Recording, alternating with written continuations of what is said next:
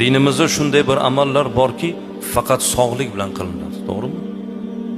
Taningizni sog'ligi musulmonchiligingizni ijro qilishda ham kerak azizlar. Ramazon ro'zasini kim tutadi? Sog'lom odam tutadi. Sog'lom bo'lmagan odam ro'za tuta oladimi? Hajga kim boradi? Puli bor, lekin sog'ligi ko'tarmaydi. Farz bo'lmaydi.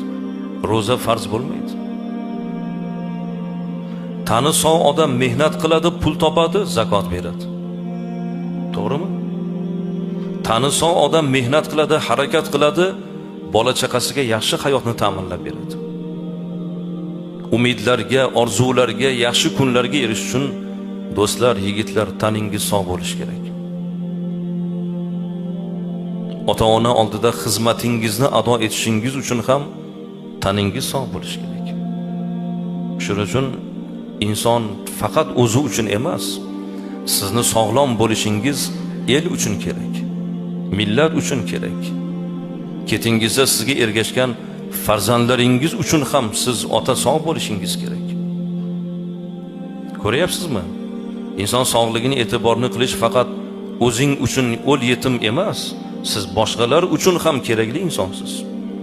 Har bir inson siz faqat o'zingiz uchun ham emas, boshqalar uchun ham kerakli insonman degan ishonchda yuring akalar. Men bola chaqamga kerakman. Otam, onam uchun ham kerakli insonman. Bu sog'lik Allohning ulug' bir marhamati azizlar.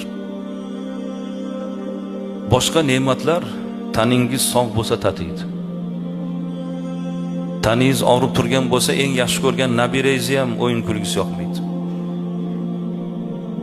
Eng yaxshi taomni mazasini tez sezmaysiz. Eng yaxshi hayotda, eng yaxshi imkoniyatda yashasangizda tan sog'lom bo'lmasa u tatimaydi azizlar. Boshqa ne'matlar shu ne'mat bilan ro'yobga chiqadi. Insonning tani sog' bo'lsa, keyin boshqa ne'matlar totli ko'rinadi. Shukuhli, fayzli, barakotli ko'rinadi.